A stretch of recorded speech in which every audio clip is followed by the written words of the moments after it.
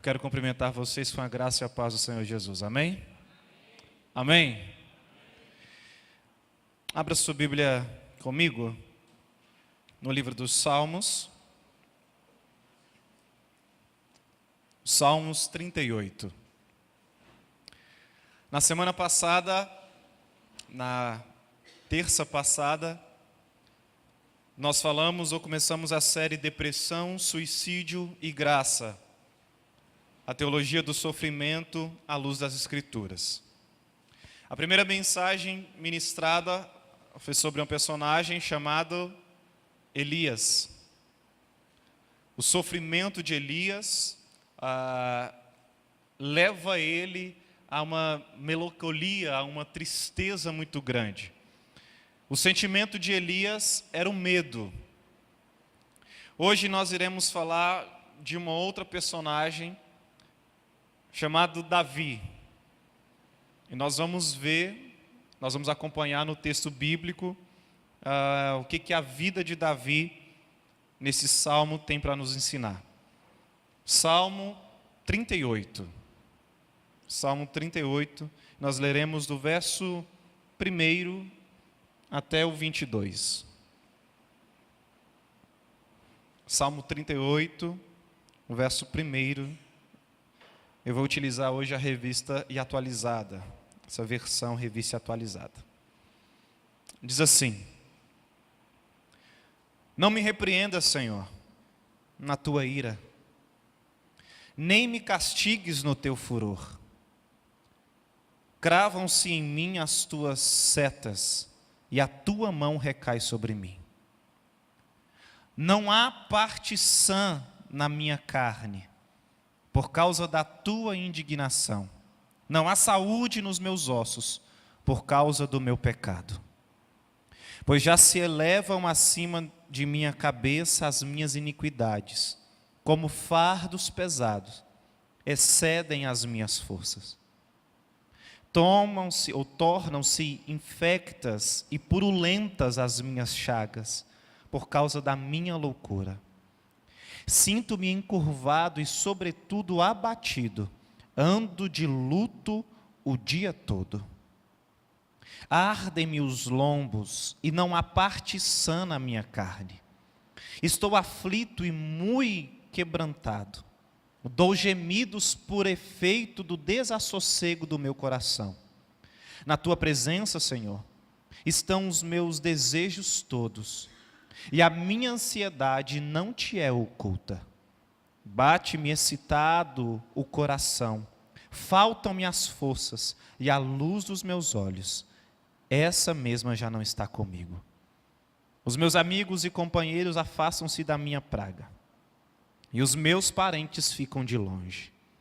Armam ciladas contra mim, os que tramam tirar minha vida, os que me procuram fazer o mal, dizem coisas perniciosas e imaginam engano todo dia. Mas eu, como surdo, não ouço, e qual mudo não abro a boca.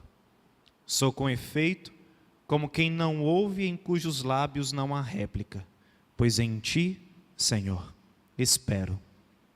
Tu me atenderás, Senhor, Deus meu. Porque eu dizia: não suceda que se alegrem de mim, contra mim se engrandeçam quando me resvala o pé. Pois estou prestes a tropeçar. A minha dor está sempre perante mim.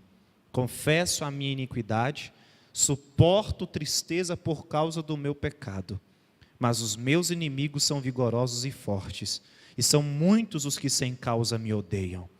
Da mesma sorte, os que me pagam o mal pelo bem são meus adversários, porque eu sigo o que é bom. Não me desampares, Senhor. Deus meu, não te ausentes de mim. Apressa-te em socorrer-me, Senhor, salvação minha. Pai, a tua palavra foi lida, e ela é apta para fazer aquilo que lhe bem entender. Que nós possamos, Pai, ser edificados, consolados, reanimados pela tua palavra. Eu oro por Jesus. Amém. Amém. Mais uma vez eu quero afirmar que a questão dessa série sobre essa teologia do sofrimento e essa prevenção à depressão e a um posterior, um possível suicídio, não é de maneira nenhuma dizer quem vai ou quem não vai para o céu. Não é dizer quem vai ou quem não vai para o inferno. Com toda certeza, essa não é uma prerrogativa minha e não é uma prerrogativa sua. Aliás, ninguém pode dizer quem é que vai para o céu e quem é que vai para o inferno. O que nós estamos vendo aqui como juventude é que aquilo que nós falamos, as nossas atitudes, o fruto da nossa vida, ela de fato vai provar se nós somos salvos ou não. Porque a fé, ela é necessária e suficiente para a salvação. A salvação é pela fé. Só que quando eu digo que creio em Jesus Cristo, quando eu creio somente a Escritura, no somente Cristo, no somente a fé, então com as minhas atitudes eu passo a glorificar a Deus. Com as minhas palavras eu passo a adorar o Rei dos Reis e Senhor dos Senhores. Então, não é se eu vou falar para você que você vai para o céu que você vai. Não é porque nós estamos aqui que nós vamos para o céu. Não é porque nós carregamos uma Bíblia que nós vamos para o céu. Não é porque nós somos campeões intergalácticos de oração que nós vamos para o céu. Não é por isso. Nós vamos para o céu porque o Senhor nos coloca lá por meio do seu Filho Jesus Cristo. E isso é uma verdade que não pode ser mudada de nenhuma maneira. Por isso a série não diz respeito a vai para o inferno. Não vai para o inferno. Vai para o céu. Não vai para o céu. Em segundo lugar, eu quero te afirmar que a cura para a depressão, que talvez você aqui esteja passando, ou que você conhece alguém, ou que você que está assistindo, a depressão, a cura para esse momento que você está vivendo, essa cura não está dentro de você. Nós não somos autossuficientes. Nós não nos bastamos. Nós não damos conta por nós mesmos de sairmos de um abismo tão grande, de um buraco tão profundo como essa doença, eu quero chamar de doença. Ninguém consegue fazer isso sozinho. E por muitas vezes, muitas pessoas tentarem fazer isso sozinhas, é que elas são levadas a esse extremo. E o extremo é o suicídio. Parece-me que hoje teve mais um caso desse aqui na nossa cidade. Mais um caso de suicídio. Durante esse mês e o último mês nós ouvimos falar de tantos casos. No mundo todo, 800 mil pessoas por ano cometem suicídio. É uma média de, a cada segundo, 40 suicídios. No Brasil, em 2015, aqui no nosso país, o suicídio foi a quarta causa de maior morte entre a juventude de 15 a 29 anos. Só perdendo para violência e acidentes de todos os tipos. Os números cresceram, se estagnaram, mas chegaram num momento e num ponto onde ganhou tanta visibilidade que aqueles que não tinham coragem agora passam a ter. Séries são feitas, produzidas pelos grandes estúdios, ensinando como um adolescente, como um jovem, se matar. Passo a passo. Nas escolas não é raro você ver alguém que está com os seus braços marcados. Não é raro você ver também que dentro do nosso meio, dentro do meio cristão, há suicídio. O rei Davi, ele é o rei, gente. Só de você pensar que alguém é o rei, você fala assim, peraí, comida. Amém, comida? Glória a Deus, né? Comida. Isso é um assunto que a gente entende, né? A gente sai do culto, a gente vai fazer o quê? A gente, antes de vir para o culto, a gente faz o quê? Come. A gente dorme, levanta de manhã, a gente faz o quê? Aí, assim, 10 da manhã, você já está como? Com fome. Meio-dia. 3 da tarde. Comida, irmão. Imagina o rei. Imagina só o palácio que ele mora.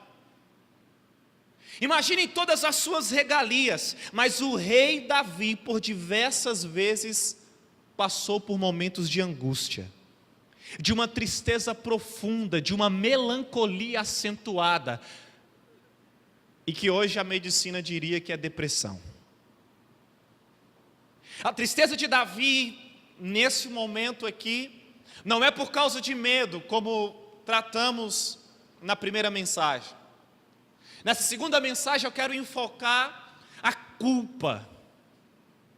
O medo aliás, a depressão de Davi, a doença que Davi está passando agora não é outra a não ser a culpa. O rei de Israel, ele começa então no Salmo 38, descrever o sofrimento pelo qual ele está passando. Ele estava totalmente comprometido. A sua saúde estava comprometida. O seu físico estava comprometido. A sua sanidade mental estava comprometida. O seu convívio social estava comprometido. E vamos lá? Quando fala da social, a gente gosta sim ou não? Quando fala do nosso status social, quando fala, social é pra gente, né? Social é o momento que a gente, né? Começa aquele vai que, né, irmão? Tá solteiro, né? E vai que. E você começa então a sofrer em muitas áreas da sua vida, e agora Davi está fragilizado.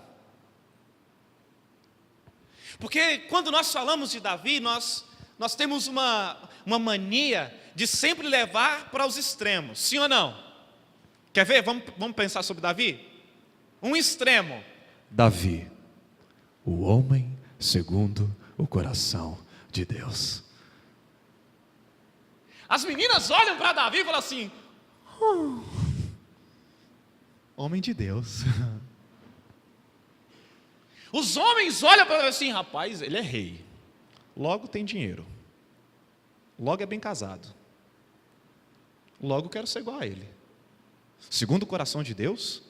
Irmão, não estou conseguindo nem ser o segundo coração do contatinho.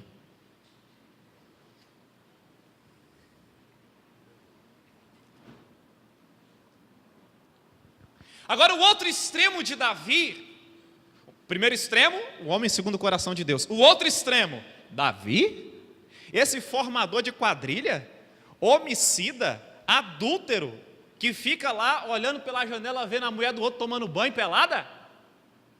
Ser igual Davi? De jeito nenhum. Sabe o que nós esquecemos? É que sempre tem um equilíbrio. Sempre tem um meio termo. E agora Davi, ele está fragilizado. Não é um extremo e nem outro. Ele é um homem frágil, como nós somos. A humanidade dele é frágil, como a nossa humanidade é frágil. Moça, como a sua humanidade é frágil. Rapaz, como a sua humanidade é frágil. Que isso, pastor? Aqui é macho. Tá bom, machão. Passa uma menina um pouquinho mais bonita, você já demonstra sua fragilidade. Você é convertido, seus hormônios não. A fragilidade de Davi se mostra, e a Bíblia não tem nenhum problema em mostrar a fragilidade dos seus personagens. Vocês já observaram que a Bíblia, ela não esconde pecado de ninguém? A gente procura eu quero um personagem perfeito, eu quero, sabe, aquele homem de Deus, aquela mulher de Deus que eu quero me espelhar. Isso é bom? É claro que é, mas você observa que na Bíblia sempre tem alguém que tem um porém, entretanto, mas sempre tem um pecado. Gente, e é interessante observar que a Bíblia ela não esconde isso. O seguinte, é pecador mesmo, é pecadora, é frágil mesmo. Se acontecer isso com ele, ele vai ficar triste. Se acontecer isso com ele, ele vai desejar a morte. Lembra a primeira mensagem? Desejou o quê? Desejou morrer. Senhor, me mata. Homens de Deus e mulheres de Deus, mas que a Bíblia não omite os seus pecados e as suas fragilidades. Estamos certos de que Deus não nos criou para viver num vale de sombras, de morte. Estou certo disso. Deus não nos criou para viver num vale de tristeza. Nós precisamos entender, contudo, que nós como cristãos, nós podemos sim passar por esses momentos. Deus ele pode não nos ter criado para que nós vivamos sempre nesses momentos, mas que esses momentos eles podem acontecer nas nossas vidas, eles podem acontecer. E nós precisamos estar preparados para isso. O texto sagrado vai dizer, não esse, mas lá na frente, lá no Novo Testamento, que tudo aquilo que eu devo fazer,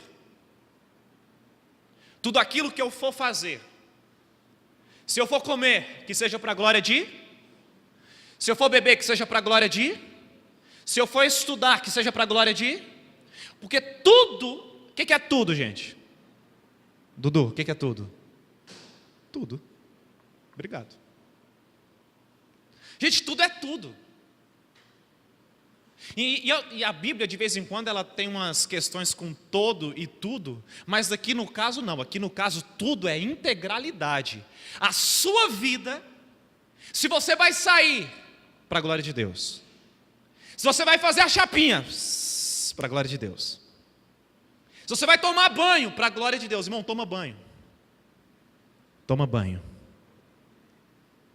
Se você vai se vestir, é para a glória de Deus. Se você vai tocar, ministrar aqui com os instrumentos, para a glória de Deus. Seja lá o que você for fazer, no seu trabalho, para a glória de Deus. Na escola, na faculdade, para a glória de Deus. Porque quando nós perdemos a visão da glória de Deus, nós fazemos qualquer coisa e a partir desse momento os nossos referenciais estão comprometidos. A partir desse momento nós estamos sujeitos a fazer as coisas de qualquer maneira e aí sim nós passamos a sofrer. Por quê? Porque o nosso referencial deixa de ser a glória de Deus. Aí nada mais faz sentido. Estou namorando, mas estou triste. Fiquei rico, mas estou triste. Estou famoso, mas estou triste. E a gente não consegue entender essa tristeza. Se você perguntar para uma pessoa que está passando por esse momento de tristeza acentuada, de tristeza profunda, e aí? O que você tem? Sabe qual vai ser provavelmente a resposta dessa pessoa? Qual que vai ser a resposta dessa pessoa? Provavelmente, de duas uma. Não sei, ou então, nada. Nada não, quero falar não. Não sei, não sei, não sei o que eu estou fazendo. Mas e aí, não sei, mas eu não sei. Aí já desenvolve outro problema. O que você tem? Nada. Já viu a pessoa que quebra tudo, grita? O que você tem? Nada. Como é que não é nada? Como é que não pode não ser nada? A gente é levado a fazer duas perguntas. Por que Davi está nessa situação?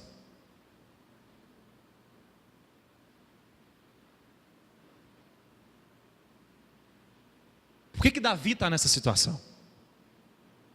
Ou então, principalmente essa pergunta: como sair dessa situação de depressão? Porque essa é a pergunta que não quer calar, sim ou não? Como é que eu ajudo alguém que está nessa situação de depressão, de tristeza? Como é que eu ajudo essa pessoa? Olha só. A causa, nesse caso específico de Davi, a causa da depressão dele é o pecado. É a culpa porque ele pecou. Diferente da primeira mensagem, onde o problema era o medo, agora é o pecado. O verso 3, ele vai deixar isso bem claro. Não há parte sã na minha carne. Por causa da tua indignação não há saúde nos meus ossos. Por causa do meu pecado. Diferente de Jó. Lembra da história de Jó? Eu recomendo, leia Jó. Jó, ele não tem pecado. Lembra Deus? Veja meu servo Jó. Olha só. Não tem pecado. Davi não. O que Davi está dizendo aqui é: eu estou desse jeito porque eu estou sentindo a culpa pelo meu pecado. As culpas o afogam. São como um fardo pesado e insuportável. Já carregou alguma coisa muito pesada? Já caiu alguma coisa muito pesada em cima de você? Já assistiu o filme? Não tem aquele filme que a pessoa está lá, aí ela desmorona, né, irmão? Tem umas explosão, aí cai um pedaço de concreto em cima da perna da pessoa e a pessoa fica lá. A porta vai fechar, ela está lá. Aí, mentindo o filme, uns 49 do segundo tempo, aí ela vai, solta a perna, sai correndo, se joga e passa. O fardo de Davi é extremamente pesado. Irmãos, não é que ele conseguia suportar, não é uma coisa que você consegue suportar. O fardo que Davi está mostrando aqui, ele é um fardo insuportável. Ele já não aguenta mais a situação dele. E pior, olha só o efeito que a depressão, a culpa do pecado de Davi causa nele. É uma palavrinha bonita, eu fiquei treinando ela hoje à tarde em casa. É um efeito psicossomático. Agora não é simplesmente a sua mente, o seu estado mental, não é simplesmente a sua psique. A culpa dele é tão grande, o peso do pecado sobre a vida dele é tão grande, que agora isso começa a refletir no seu corpo, na sua carne, soma. O efeito psicossomático vai assim, olha, essas feridas cheiram mal. Está cheio de pus.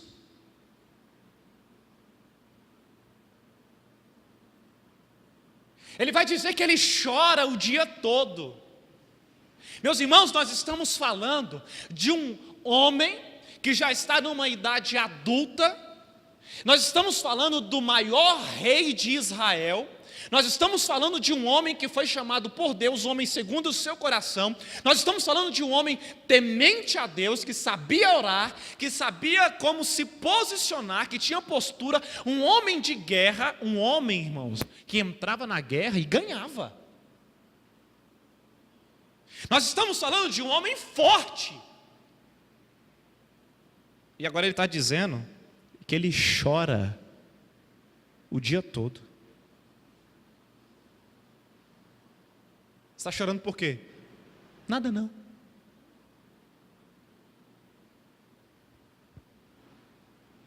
O corpo dele está febril. ele tem febres, o corpo dele está fraco, debilitado.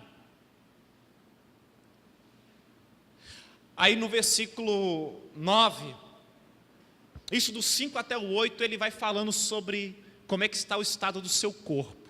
No versículo 9, então, ele começa a orar e ele faz assim: olha, diante de ti estão todos os meus anseios, Senhor. Nós nunca podemos esquecer disso, meus irmãos. Nós nunca podemos esquecer que o Senhor, Ele está no controle de todas as coisas. Ele observa a nossa vida e Ele observa as pessoas que estão próximas a nós. Ele sabe quem são as pessoas que estão perto de nós. E ainda que você não saiba o que falar exatamente para uma pessoa que você quer ajudar a sair dessa situação, você precisa mostrar para essa pessoa que ela precisa apresentar diante de Deus os anseios dela, as vontades dela. Não é simplesmente assim: Jesus, o senhor sabe. Não. É mostrar para Deus exatamente aquilo que você está passando. Davi, ele vai reclamar que os amigos o abandonam por causa da doença. O status social, familiar de Davi é abalado. Essa doença começa a minar todas as forças possíveis de Davi. Familiares, amigos, ninguém mais quer estar perto dele. A solidão começa a se instaurar sobre a vida de Davi. Agora um homem que era acostumado a estar cercado de pessoas, de soldados, de amigos, de gente perto dele, agora ele não tem ninguém para contar, porque o seu corpo agora está mostrando aquilo que a sua alma está sofrendo. A depressão não é uma brincadeira. A depressão não é nada não. Não é uma bobeira. Ei, a depressão não é uma frescura. Nós precisamos tratar sério esse problema. E a seriedade do nosso posicionamento começa em nós apresentarmos diante do Senhor aquilo que nós estamos precisando. As pessoas vão te abandonar? Você não sabe aonde você quer chegar porque você perdeu o senso de direção, o norte. Nada mais parece fazer sentido. As pessoas começam a te fazer perguntas na ânsia de querer ajudar, sim ou não? Quantas pessoas a gente chega perto, mas eu quero te ajudar, e a pessoa não sabe nem como pode ser ajudada. Um caos individual, social, espiritual, físico está instaurado. Davi, no verso 15, ele vai dizer: Senhor, em ti eu espero. Tu me responderás. A igreja do Senhor Jesus Cristo precisa entender esse verso 15. Nós, como cristãos, nós precisamos entender o verso 15. Senhor, em ti espero, tu me responderás. Muitas vezes nós estamos querendo tratar o pecado como se fosse só mais uma coisa. Como nós fazemos tantas coisas na nossa vida, às vezes tirando o valor das coisas, tirando o peso que as coisas têm na nossa vida. Nós não queremos mais esperar no Senhor. Por que eu vou esperar no Senhor, sendo que eu posso dar o meu jeito? Por que eu vou esperar Ele me responder, sendo que tem aqui um remédio, sendo que tem aqui um veneno, uma corda, uma ponte, e eu consigo responder esse momento que eu estou vivendo? Mas eu quero te dizer, tirar a sua vida não é a solução. O Senhor Deus, Ele vai te responder. Você pode esperar, você pode confiar, porque o Senhor Deus, no tempo certo, Ele vai te responder. O verso 17, o próprio Davi, ele vai dizer: olha, eu estou prestes, eu estou ao ponto de cair, eu estou ao ponto de tropeçar, mas falta um pouquinho só para acabar com isso aqui, falta um pouco só. Lembra que o fardo é insuportável? Lembra que eu perdi as referências, as certezas e as convicções da minha vida? Lembra que os meus amigos e familiares me abandonaram? Então eu estou a ponto de cair, a minha dor está sempre comigo. Qual foi a pior dor que você já sentiu? Dor de dente? Dor de dente? Qual foi a pior dor que você já sentiu? Meninas, cólica. Os homens, chutar a bola, só que o dedão pegar no asfalto assim. Qual foi a pior dor que você já sentiu? Agora imagine essa dor constantemente na vida de alguém. O que o rei de Israel está mostrando para mim e para você é que ele não está brincando.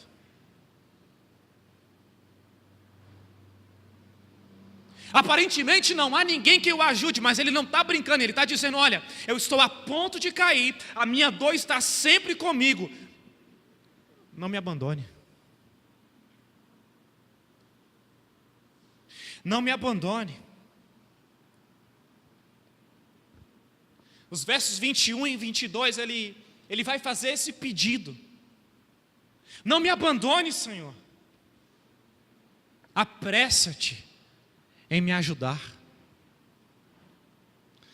Muitas pessoas não estão vendo, ou não enxergam esse Deus que Davi enxerga. Concorda comigo? Você entendeu o que eu falei agora?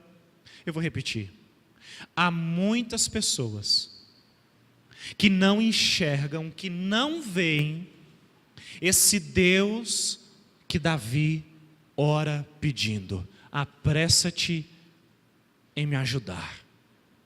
Sabe quem é que essas pessoas estão vendo? Faz assim. Faz assim. Sabe quem essas pessoas estão vendo? Nós.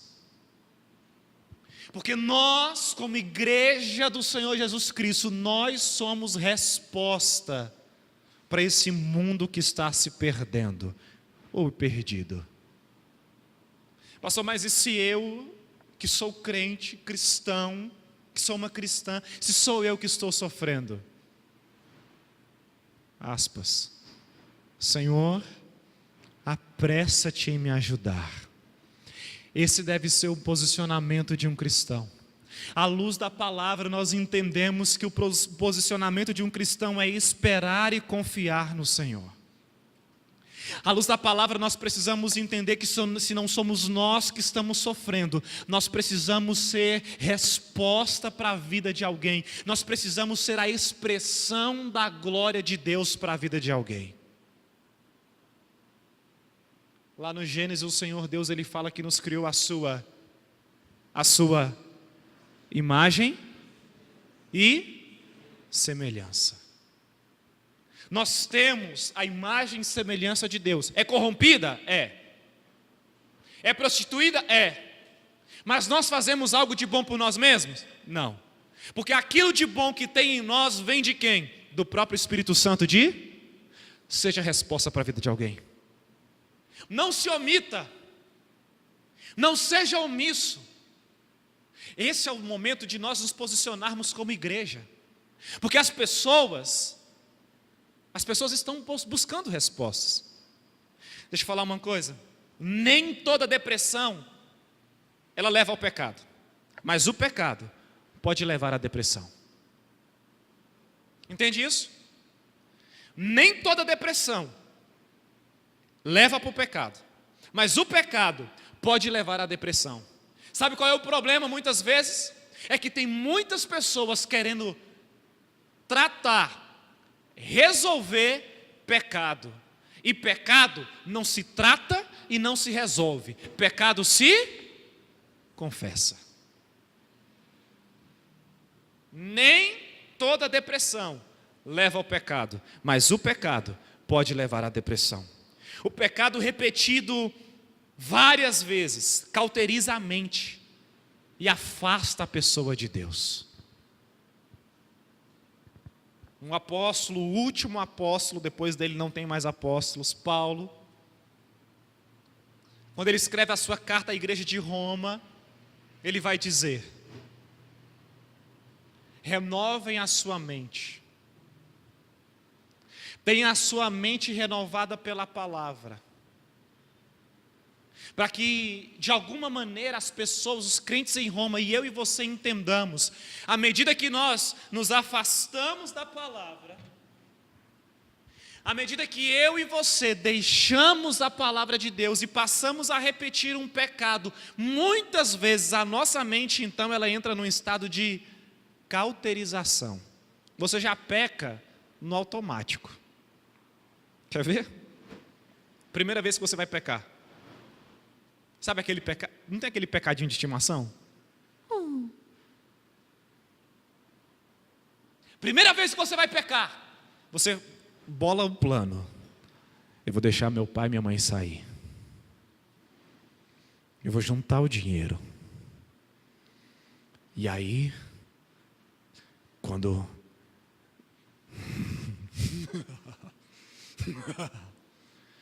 irmão, lá pela 3ª, 4ª, 5ª, 6ª, 7ª vez, 8ª, 10ª, 20ª, do 100ª, 99ª vez, o plano já está onde? No coração, na cabeça, e você já faz tudo sem nem pensar, está no automático, mente cauterizada. A menos que você se arrependa e deixe o pecado, sua tristeza será maior. A menos que você abandone, a menos que você confesse o pecado e deixe o pecado, a sua tristeza vai ser cada vez maior. A sua sensação de perda, de sentido da vida, de sentido de viver, vai ser cada vez maior. Essa tristeza só termina quando de forma consciente você confessa a Deus os seus pecados e abandona. Mas talvez abandonar ou confessar diante de Deus ainda não foi suficiente. Talvez você ainda precisa procurar a pessoa para quem você fez o mal ou para quem você deixou de fazer algo. E aí você procura essa pessoa, você pede perdão para ela e ainda assim você se sente mal. Está na hora de você procurar uma outra ajuda, uma ajuda profissional. Eu de maneira nenhuma quero descartar a importância dos profissionais da saúde. São importantíssimos. Vale a pena eu e você entendermos isso, mas sobretudo como cristãos, nós precisamos buscar pela palavra. Nós precisamos estar com a palavra nas nossas mentes e no nosso coração. Guardei a tua palavra no meu, para não pecar contra o Senhor. Adolescente, jovem, igreja, leia a palavra, busque na palavra, entenda a palavra, busque auxílio para você compreender a palavra. Segunda coisa que eu quero que você aplique na sua vida: uma pessoa que está em depressão e não procura ajuda, é egoísta. Pastor, mas a pessoa já está em depressão, já está sofrendo, você ainda está tentando já falar ainda uma coisa pior? Não. Nós precisamos entender que o Evangelho de Jesus não é para nos tornar burros. O Evangelho de Jesus é para nos tornar conscientes. E nós precisamos dessa consciência, dessa racionalidade. Vamos lembrar mais uma vez, Novo Testamento, vamos fazer o elo com o Novo Testamento. Olha só, que o culto de vocês seja como? Racional. Essa história de que só pula, só grita, só rola, só deita, só dá peixinho, duplo twist carpado na igreja, sai plantando bananeira, sai fazendo um monte de loucura, um monte de coisa. Mas você não é racional em ler a palavra, em meditar na palavra, a sua espiritualidade ela está esquizofrênica. É uma espiritualidade doentia que não produz o fruto do Espírito Santo. Não é no Evangelho de Jesus que essa pessoa crê. É no Evangelho segundo ela mesma. Então, a pessoa que está em depressão, ela precisa ser alertada que se ela não pedir ajuda, além de tudo, ela está o quê? Sendo egoísta. Davi pediu ajuda. Homens e mulheres de Deus pediram ajuda. Mas como é que uma pessoa vai pedir ajuda sendo que você não se mostra ajudador? Sendo que eu e você, como cristãos, não nos colocamos à disposição para poder andar e caminhar juntos. Davi não procura um médico para a questão espiritual. Davi procura quem? Deus. Senhor, eu pequei. A culpa está sobre mim, o meu pecado está me consumindo, as forças, eu estou fraco, debilitado. Para o pecado, somente a confissão pode livrar da depressão. Mas se a causa não é pecado, busque um psicólogo. Busque um médico psiquiatra. Vá ser medicado. Agora, se a causa é pecado, confesse diante da presença de Deus. E como igreja, nós precisamos mostrar para as pessoas que estão ao nosso redor, pessoas que podem estar sofrendo sem saber porquê, e talvez o problema delas seja um embotamento espiritual, ou seja, uma cegueira. Acabou a visão dela de Deus. Meus irmãos, como é que o homem estava com Deus no Éden? Na viração do dia. Andavam como? Juntos. Lado a lado. Por causa do pecado há o quê? Separação. E somente Jesus Cristo é que pode religar. Somente Cristo pode dar a essência da razão, da alegria. Alegrem-se. Outras vezes eu vos direi o quê? Alegrem-se. Cristo é o motivo da nossa alegria. Pecado escondido não se cura com remédio. Pode tomar o remédio que for, irmão. Pode tomar tarja vermelha, tarja rosa, tarja preta, tarja bolinhas laranjadas. Pode tomar o que for. Você pode ser medicado pelo melhor psiquiatra, psicólogo não medica. Pode ser o melhor profissional. Se for pecado, não adianta. Por quê? Porque pecado não se trata, pecado se confessa. Se você confessou diante de Deus e a tristeza não passou, busque ajuda. Busque uma pessoa mais esclarecida, um líder sobre a sua vida, o seu pai, sua mãe, um tio, uma tia, um vô, uma avó, o pastor, a sua liderança. Procure alguém para que essa pessoa, então, dotado de sensibilidade do Espírito, possa te encaminhar para alguém que vai poder te ajudar em uma outra questão. Física, mental, não sei. Por último, Deus nos criou para vivermos de forma abundante.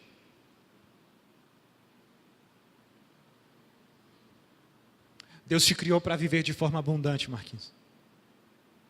Roquinho, Deus te criou para viver de forma abundante.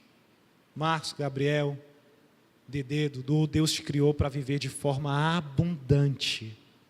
O que isso quer dizer? O perdão dos pecados é uma fonte inigualável de paz e alegria. A paz do Senhor que excede todo entendimento. A paz de Deus que vai além daquilo que eu e você possamos explicar. Não deixe pecados não confessados em sua vida. Não permita que alguém que está perto de você não seja alertado pela sua fé e pelas suas atitudes que comprovam a sua fé, que ela precisa se converter a Jesus Cristo. O mais importante de toda essa série é que nós possamos mostrar para essas pessoas que mais importante do que o momento ruim que ela está vivendo, porque tá ruim. Agora, mais importante do que isso é que apesar desse momento ruim, o Senhor Jesus Cristo morreu na cruz do Calvário e pode salvar a vida dela. Deus não se alegra com a nossa tristeza. Ele prepara para nós uma mesa para que participemos dessa mesa com alegria. E está todo mundo presente. Quem é amigo, quem é inimigo. O salmista já vai dizer. E eu quero finalizar a mensagem dessa noite compartilhando com você o Salmo 32, verso 1 e 2.